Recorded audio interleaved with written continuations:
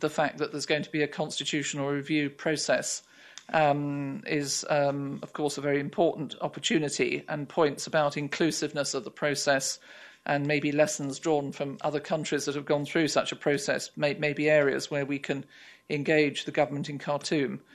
As far as the other issues are concerned, outstanding issues on the CPA and the post-referendum arrangements, we obviously all hope to see as much progress on resolving all of these before the 9th of July. But of course, we recognise that that may not be possible to resolve all of them. There may be particularly a need to have some kind of post-CPA framework, not the CPA as such, that could be involved with things like border management, the popular consultations if that process is not completed, or ABA and other issues. But that's, I think, something that needs further consideration in the light of the progress that's made by the Mbeki panel. Thanks. A couple of comments. First, on the donor coordination, I would underscore everything that Ambassador Marsden has just said, and just further note that we have an opportunity, as I mentioned, to shift what has been decades of humanitarian assistance, and with humanitarian needs still significant, but use that in a coordinated way, both to support the government's plans and lay that groundwork for longer-term development. We are at AID working very closely to help support the land allocation, which is around the urban areas. Andrew, you're absolutely right. The returnees are not necessarily going back to be farmers. And there are 40,000 plots right now that are urgently being allocated. So the assistance, for example, is to help each of the states which are responsible for their plans of reintegration to have the kind of land surveying and registration and urban planning skills that enable them to absorb all of these new, primarily urban returnees, and then work on the livelihoods approaches that can help them move into more economically viable lifestyles.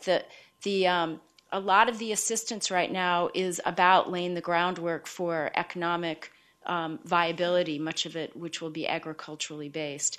So there is, as I think Andrew mentioned, there's an extraordinary opportunity with the oil revenues that South Sudan has, but right now 50% of it goes to salaries.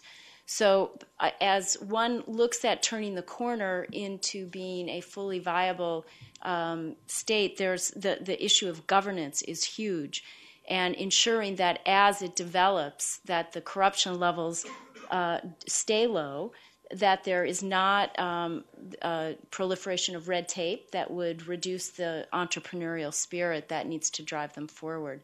And I would finally just add the resilience is truly remarkable, and the ability to, and the sense of optimism right now is palpable, and the opportunity is there for making an extraordinary difference, and we have an imperative to coordinate to ensure that we're supporting that drive forward.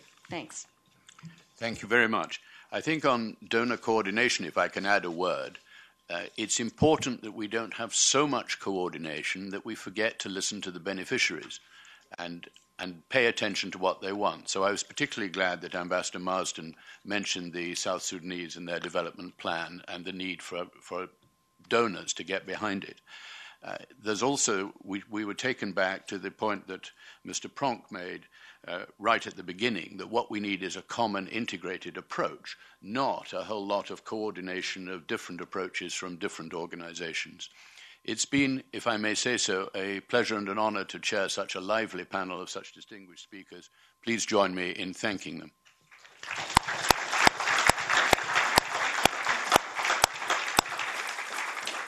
I'd just like to say how rich this entire conversation has been.